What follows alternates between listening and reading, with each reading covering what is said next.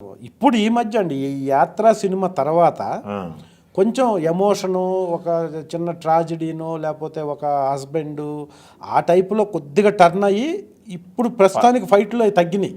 అదే యాక్షన్ తగ్గి performance scope ఉన్నాయి. పర్ఫార్మెన్స్ ఇప్పుడు పైగా నేను కూడా అలాగే డిజైన్ చేసుకొని కొన్ని ఇప్పుడు రొటీన్ ఇదైతే కొంచెం ఏదో వాళ్ళకి కన్వేగా చెప్పేసి కొంచెం డేట్స్ ఇబ్బందిగా ఉంది అది ఇది అని చెప్పేసి అలా వదిలేసి ఏదో ప్రెసిడెంటు లేకపోతే ఒక హీరో ఫాదరు కొంచెం టిపికల్గా అంటే ఇలా ఇంకొక 5-10 సంవత్సరాలు చెయ్యగలిగిన ఫిజిక్ని అలా పెట్టుకుంటే 2-in-1గా ఉపయోగపడతామండి మనం.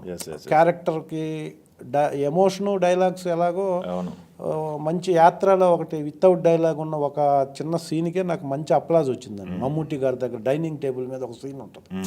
సో అవి ఇప్పుడు కూడా క్యారెక్టర్ ఇచ్చేటప్పుడు ఆ ప్రస్థానం ఒకటి, యాత్ర ఒకటి, మిర్చి ఒకటి, గాడ్ గ్రేస్ ఏంటంటే నాకు ప్రతి సంవత్సరం ఏదో ఒక సినిమా కొంచెం మాట్లాడుకునే దానికి అవకాశం ఉన్న క్యారెక్టర్లు పడతాయండి.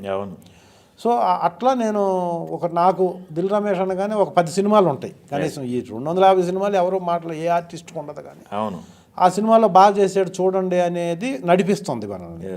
సో కాబట్టి ఇక ఈ ముందు సినిమాల్లో ఫైటర్గా చేశాను, క్యారెక్టర్ చేసినప్పుడు ఫైట్స్ ఉన్నాయి కాబట్టి చాలా లైఫ్ రిస్కులు చాలా ఫేస్ చేశాను.